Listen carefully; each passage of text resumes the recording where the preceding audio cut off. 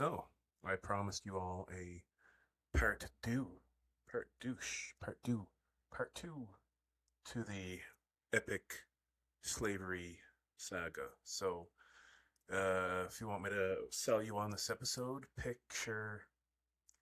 I don't know the best way to describe my experience. I don't know, kind of like an autistic kunta kinte, I guess. I don't know how else to describe it. So, anyways, um, the guy I talked about in the last episode, super hardcore racist. Like, like I don't know. He makes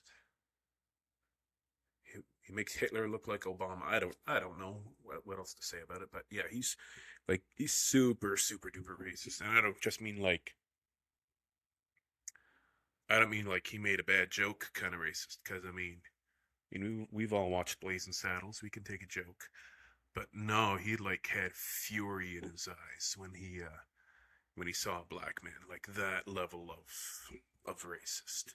Um, so anyway, I've already described about how we had the uh, hunters would come up to Nova Scotia. They'd pay to stay a week in our cabin, and a bunch of dudes hanging out, eating meat and hunting. And I promise it wasn't gay. Um, so, anyways, one year we had a guy come up. His name was Bob. It's the He's the straightest man possible with the world's worst name. Um, so yeah, Bob. Um, he came up and he hunted with us for like 2 years. And he's like from Alabama, so that's first red flag. Um, so he would come up every year, and from like 1998, 19 up to like 2000, he would come up every year hunting. So eventually, he wanted to buy a summer home up here, and he did that. Bought a summer home, stayed up here, and he was like, "Well, we can uh, we can make something out of this. You want to go into business? Like, talk to my dad. You want to go into business? We can. You like to talk and all that, and I got a little bit of money." So Dad and Bob made a tour company. It was called Tocons. So like the Tobiatic Outdoor Center of Nova Scotia. It was the world's worst name. I don't know why they picked that. Um, yeah, I mean, my gym has a better name, and it's not the best name. But anyways, so for 2 years, now this is in Nova Scotia, and there's a ferry that comes from Maine every summer. Uh, people from our people from Maine would take the boat across to Nova Scotia, and Dad and Bob would welcome them on a tour bus and drive them around. And I'll tell you one of the only cool stories from that tour. Um, so, for the uninformed, you can look up videos on this. There's like a dozen different books. Allegedly, one of the ships that saw the Titanic's flares go off was a sealing ship off the coast of Newfoundland, and it saw the Titanic going off, and then it ran away because it thought the Titanic was the Coast Guard. Long story short, this boat eventually sunk off of Nova Scotia, where my grandfather grew up. My grandfather went out, he salvaged all the material from this boat, took it onto shore, and he built his first house out of it. So my dad would always say, "You're looking at a guy who grew up in a house made from wood from a ship that saw the Titanic sink." And that was like the highlight of the trip, highlight of the tour. Might not be true. I don't know. There's a whole bunch of videos about it. You look up the Samson or the city of New York, and yeah, that's a neat little fact. So, anyways, um, Dad would run this tour with Bob. Like every time I hear the word Bob, I just think of one of the little stupid minions. But anyways, him and Bob would run this tour all around town. They'd make 6 stops. There was a church, a graveyard, um, walking on the beach, and going to a restaurant, and going to the museum, and maybe one other one. Um, Actually, when he went to the museum, my wife actually worked there at one point, and there was a bunch of pianos on display, and they would always get my wife to play the piano for them. So um, I was a slave, and my wife was the old timey music player for this dude. So we have that's our spiritual slavery connection. Um, at one point, Bob, before he actually built his house, he stayed at our camp. Like dad would let him stay there, and he was like super hardcore about staying there. Like it wasn't even my dad's camp. It's actually mine and my brother's now. But back then, Bob would stay there, and if me and my brothers wanted to go there to like look at anything, Bob would like set up these little tiny traps. Like he would put a hair or a toothpick over the lock of the camp, and if we opened the door, the toothpick would fall, and he'd be like, "You're breaking into my camp," even though it wasn't his camp, and he didn't pay rent and he didn't pay power. He was just a freeloader in favor of slavery. So there you go. And I remember the first red flag I ever heard from him, other than the mooching off our camp and doing all that. He was like a Green Beret, an ex-Marine or something, and he did some tours in Vietnam. And he told me one story about how he was in Vietnam. It could have been Vietnam, could have been Desert Storm, one of those wars that America didn't do good in. So basically all of them, I guess. Um, oh, excuse me. So, anyways, he did this. One time he went on this mission or something, and they took a woman from, I don't know if it was a POW or something. And he always told the story about how he took this woman, him and all of his army buddies, and she stunk to high heaven. Like her like body odor, like they didn't let her go to the bathroom. Like she was covered in feces and all that. And eventually he was like, "Well, I'll tell you what. She stunk so bad that we got tired of dragging around, so we just shot her and killed her." And then he just laughed about it. So he had like this wartime confession about killing a random Vietnamese lady that just because she stunk. So I'm glad he's not in my basement because he'd shoot me. Um, yeah, we've got like 6 days of 6 days of dick cheese building up here. So yeah, not great. So, anyways, I remember at one point, so he would stay there at the camp, and he would be there for the whole session of hunters coming up. So he thought he was like a big shot staying there, and he had no, he had like a 40% ownership in the tour company that we owned, because legally the if you had a business back then between an American and a Canadian, and you were in Canada, the Canadians had to have like at least 51% of the company. And like they went all out. They had tour buses. I think 3 tour buses. They employed like 5 or 6 people.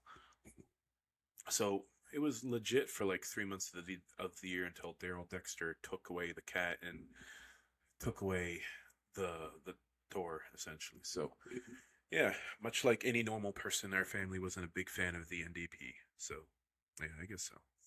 So anyways, um, Bob had a real thing out for me. Like I was like 10 years old. I was really overweight, and anytime I ate, he would just look at me in disgust. He's like, "What are you doing? You are so fat. You are such a. If you were in the army, you'd be dead by now because I'd work you to death." I'm like, "Geez, I guess that's an okay thing to say." And I remember one time he introduced me to poker, like, and the whole thing is that we had a little wager going on. It's like if you win against poker, you're gonna be my slave for the day. And so I played poker against him, and I lost. And he's like, "All right, you're gonna have to stay the night and do all the cleaning." And the most absolutely wild thing is that my parents were 100% okay with this, and he had me stay the night by myself in our camp with like the 60-year-old super racist ex Green Beret, and it was like the most ridiculous thing I've ever seen in my life. I I can't put an exact timeline in it, but I know that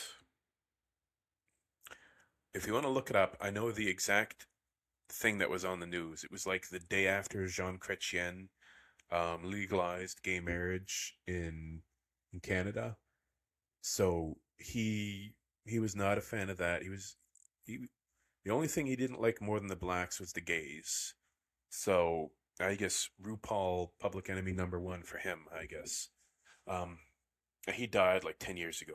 He would definitely have a stroke out now if he knew what the world was like today, and all that, and all the acceptance and all that type of stuff. He would definitely have a stroke. So anyways, he actually put me to work. Like I was in there and I was sweeping the floors and all that. He would come by and he would inspect me like a drill sergeant. Um, and that's what we did. Like I thought it was a joke that we were like, oh, I get to go to the camp and have fun and maybe what? No, he literally made me clean and like polish his shoes and like scrub, get on my hands and knees. He might have been a sexual predator. I don't know, but he might have been. Like that's why he had such a hatred of the gays. Is maybe he was a closeted man himself. But yeah, I remember one time it was my birthday cake or something, or like my family's birthday cake. I went into the freezer.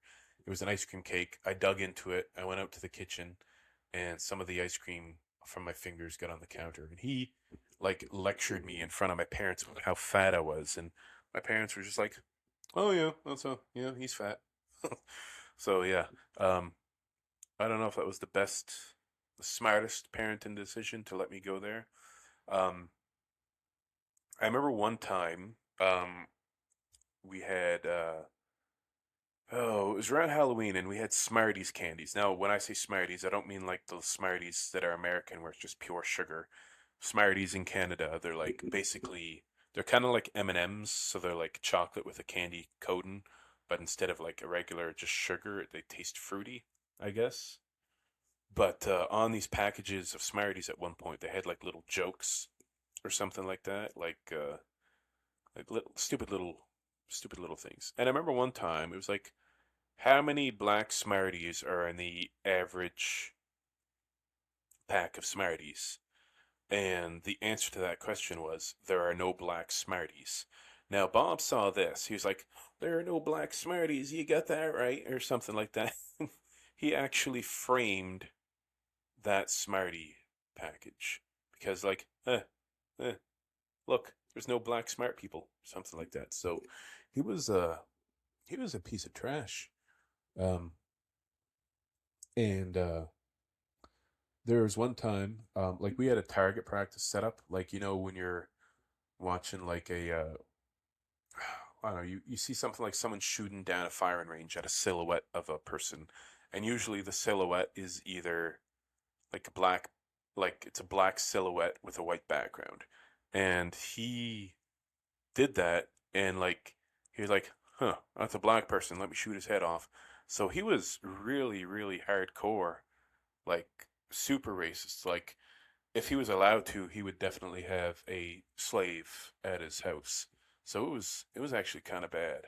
I remember one time we went on a fishing trip. Me, him, and his mentally challenged grandson. Now I don't know if his son was actually mentally challenged, but he was a piece of trash too. I remember one time we were out fishing and he was teasing his grandson about going to prom or whatever. He was like, he was being bad at catching fish or something like that, and he told his grandson, "It's like, if you can't catch his fish, I'm gonna make you go to prom with a black lady." And the grandson was like, "Man, I ain't taking no black girl to no prom." And then the grandfather just thought it was the most hilarious thing in his life, like the funniest thing he's ever heard of in his life. So yeah, he was not a very nice person. I remember one time, and during that fishing trip, I dropped my fishing rod in the lake. Now, we weren't like in the middle of the lake. We were like 5 feet from shore and like 2 feet of water. I dropped my rod in. I was gonna go grab it, and no, he was like, "Nope, too bad." And he turns on the motor and he just boots it up the river, boots it up the lake. Like, really, you wouldn't let me go pick up my rod?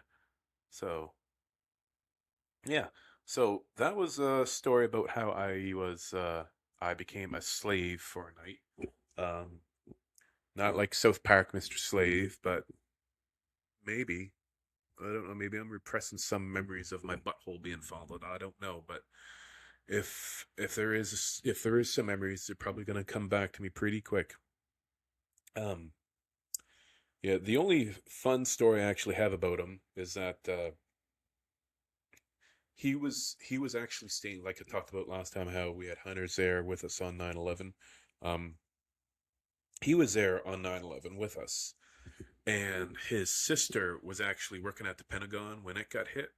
So he was in a panic trying to find out if his sister died.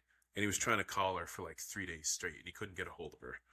Um, and like we had no internet access. He couldn't send an email. He couldn't do anything like that. We had one landline and we had a satellite TV. So eventually he got a hold of her and she was working at the Pentagon and her office was completely destroyed by the debris. But, but he found out that her and her whole section of the Pentagon was actually closed for cleaning. So the entire part of the Pentagon that got destroyed by the planes was closed for cleaning. It's a conspiracy.